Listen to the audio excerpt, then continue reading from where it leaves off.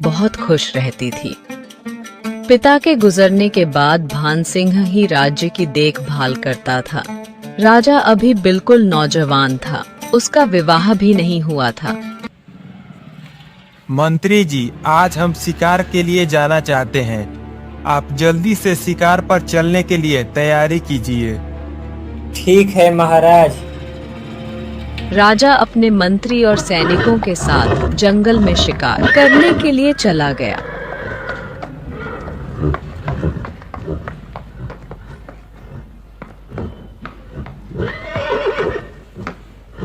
उसी जंगल बहुत तेज प्यास लगी है, मैं इस सरोवर से पानी पी लेता हूँ।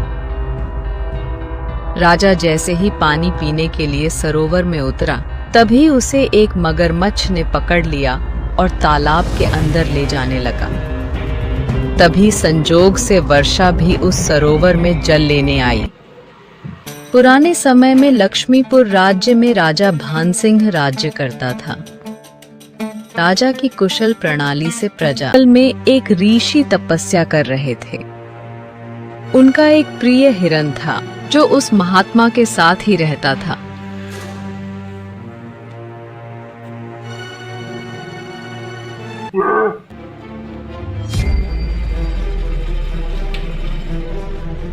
मूर्ख राजा, तूने मेरे प्रिय हिरण की हत्या की। मैं तुझे श्राप देता हूँ, जब भी तेरा विवाह होगा उसी दिन तेरी मृत्यु हो जाएगी।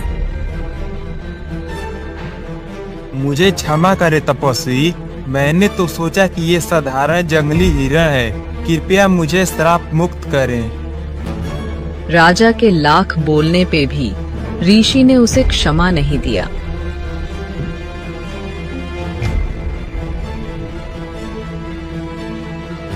माता, आज मुझे एक तपस्वी ने श्राप दिया कि जब भी तेरा विवाह होगा उसी दिन तेरी मृत्यु हो जाएगी।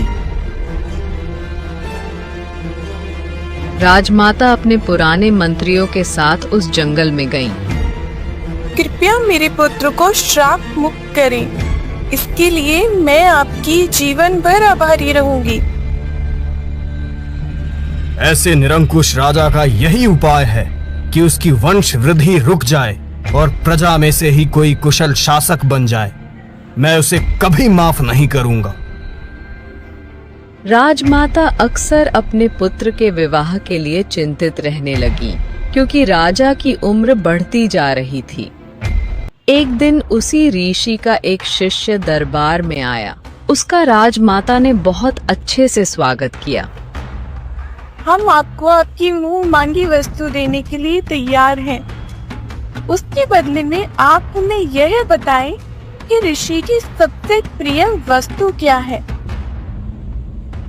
राजमाता, ऋषि की सबसे प्रिय वस्तु उनकी बेटी वर्षा है, जिन्हें वे अपनी जान से भी ज्यादा प्रेम करते हैं। अब वह इस समय बड़ी हो चुकी हैं और महात्मा उनके विवाह को लेकर चिंतित हैं। राजमाता को बस यही जानना था। उन्होंने शिष्य को मुंह मांगी वस्तु देकर विदा की। बेटे, मैंने तुम्हारे विवाह के लिए उपाय ढूंढ लिया है, पर इसके लिए प्रयास तो तुम्हें ही करना होगा। माता, मैं समझा नहीं, आप कहना क्या चाहती हैं? उस ऋषि की एक बेटी है, तो उससे किसी भी तरह प्रेम। इसमें उपकार करने वाली कौन सी बात है? मनुष्य जीवन उपकार के लिए ही मिला है। ये तो मेरा कर्तव्य था जो मैंने पालन किया। ऋषि की बेटी कितनी सुंदर है, उसका दिल कितना निर्मल है, जो मेरी जान बचाकर भी उसका श्रेय अपने ऊपर नहीं ले रही है। अब चाहे जो भी हो जाए, मेरी रानी तो यही बनेगी। आपने मगरमच्छ की भय से पानी नहीं पिया होगा। चलिए, मैं आपको पानी पिला देती हूँ।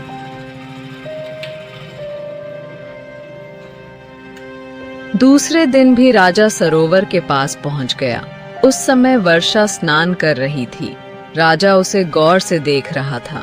वर्षा ने जब वहां पर किसी पुरुष की उपस्थिति देखी तो वह थोड़ा असहज हो गई और बोली, मनुष्य, क्या तुम्हें पता नहीं है कि किसी नदी या सरोवर में जहाँ स्त्रियां स्नान कर रही हो वहाँ पुरुष को नहीं होना चाहिए? बढ़ाओ और उसके बाद उससे विवाह का प्रस्ताव रखो। ऋषि इस श्राप के निवारण का कोई न कोई उपाय तुम्हें जरूर बताएंगे। माता, परंतु यह तो एक छल होगा ना। बेटा, तुम्हें कोई छल नहीं करना है, बल्कि वर्षा को ही अपनी रानी बनाना है। किसी से प्रेम करना और उसे अपनी पत्नी बनाना किसी पाप की श्रेणी में नहीं आता। सच्चा प्रेम तो एक पूजा की तरह ही होता है। राजमाता की बात मानकर भानसिंह जंगल में महात्मा की कुटिया के आसपास भ्रमण करने लगा। उसने देखा ऋषि की बेटी रोज सरोवर से पानी लाती है और स्नान करने भी जाती है, साथ ही जंगल में फल और फूल तोड़ने भी जाती है। राजा उसके आसपास कई बार गुजरा, परंतु वर्षा ने नजर उठाकर कहीं भी इधर उधर नहीं देखा। ये तो अपने पिता से भी बड़ी सन्यासी है। इसे तो अपने आसपास की घटनाओं का भी आभास नहीं हो रहा। यह तो अपनी अलग ही दुनिया में खोई हुई है। यहाँ प्रयास करना ही बेकार है। मैं वापस महल लौट जाता हूँ। उससे पहले बहुत तेज प्यास लगी है। मैं इस सरोवर से पानी पी लेता हूँ। राजा जैसे ही पानी पीने के लिए सरोवर में उतरा, तभी उसे एक मगरमच्छ ने पकड़ लिया और तालाब के अंदर ले जाने लगा। तभी संजोग से वर्षा भी उस सरोवर में जल लेने आई। इस मनुष्य को छोड़ दो मगरमच्छ। अगर तुम्हें भूख लगी है तो इनके बदले में मुझे खा लो, परंतु इस मनुष्य को खाकर सरोवर पर कलंक मत लगाओ। मगरमच्छ वर्षा की बात सुनकर राजा को छोड़ देता है और पानी के अंदर चला जाता है। देवी, आपने मुझ पर उपकार करके मेरी जान बचाई है। समझ नहीं आ रहा मैं इस उपकार का बदला कैसे चुकाऊं। स्नान करते समय स्त्रियों का दर्शन एक पाप की श्रेणी में आता है। आप यहाँ से जल्द यहाँ से लौट जाओ। परंतु राजा की यह आदत हो गई थी। वह रोज वर्षा के स्नान के वक्त ही पहुंच जाता और उसे एक बार देखकर अपने महल लौट जाता था।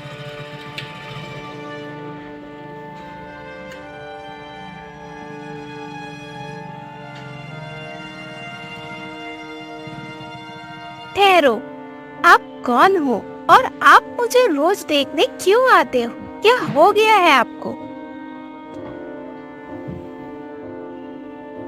मैं लक्ष्मीपुर राज्य का राजा हूँ। मुझे आपसे प्यार हो गया है, इसलिए मैं देखने चला आता हूँ।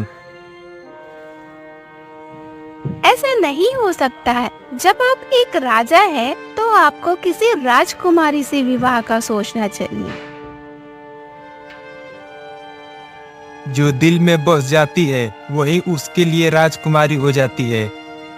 बस आप एक बार विवाह के लिए। कि राजा की मृत्यु के उपरांत मुझे अपने पति के साथ सती होने का सौभाग्य मिल जाएगा। पागलपन मत करो बेटी।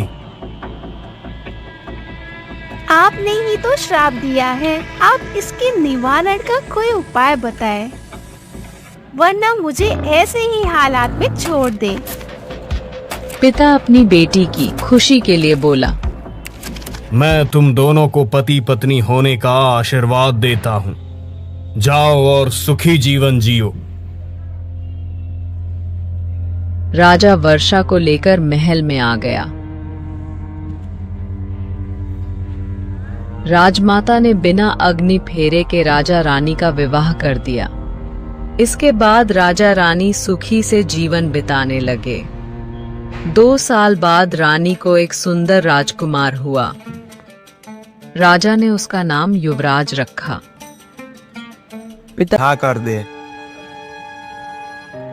यही तो विडंबना है। मैं चाह कर भी अपने मुंह से कुछ नहीं भूल सकती। इसके लिए आपको मेरे पिता के पास जाना होगा। मुझ में इतनी हिम्मत नहीं है कि मैं आपके पिता का सामना कर सकूं। विवाह की बात तो दूर है। सामना तो मैं भी नहीं कर सकती। अच्छा, अब आप यहाँ से जाए। मुझे अपने गीले वस्त्र बदलने हैं। इस बात पर हम बाद में विचार करेंगे। राजा को वर्षा से विवाह करने की सहमति ही काफी थी। उसके मन में जो कई महीनों से उथल पुथल चल रही थी, अब वह शांत हो चुकी थी। इस तरह 1 हफ्ते बीत गए।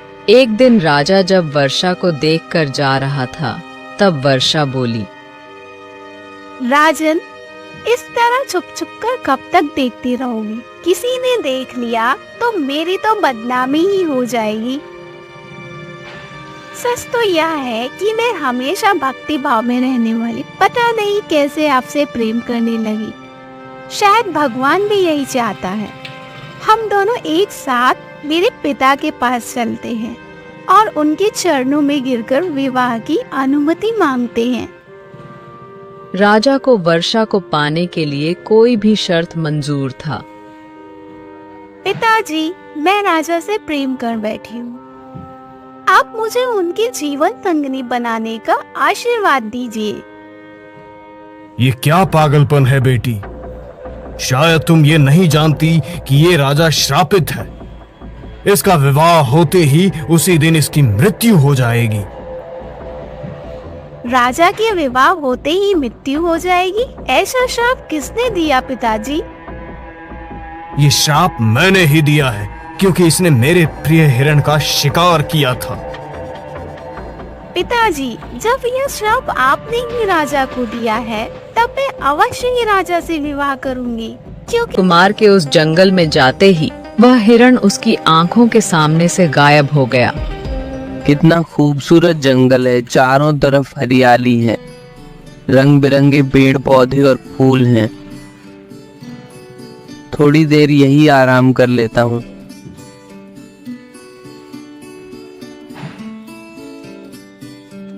शाम हो रही है, अब मुझे अपने महल लौटना चाहिए, पर रास्ता ही नहीं मिल रहा। अब मैं क्या करूं? धीरे धीरे शाम हो गई। तभी उसने देखा कि सामने एक खूबसूरत राजकुमारी खड़ी है।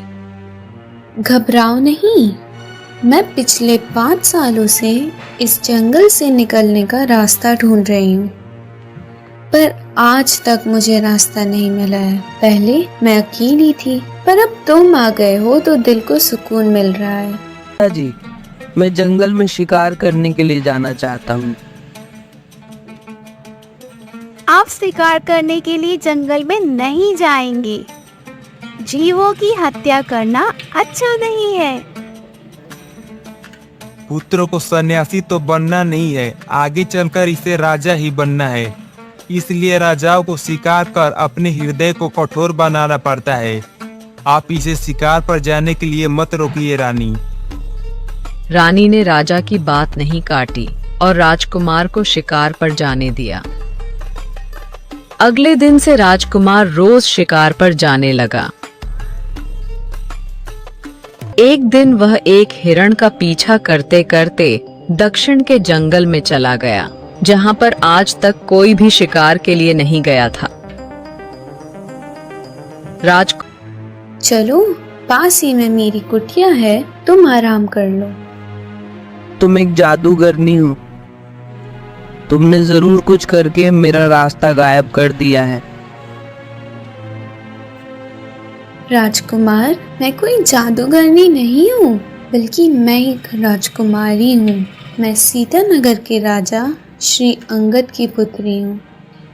यह जंगल इस वक्त श्रापित है और यह मेरी ही गलती के कारण हुआ है। इस जंगल में आने वाला कोई भी आदमी बाहर नहीं जा सकता।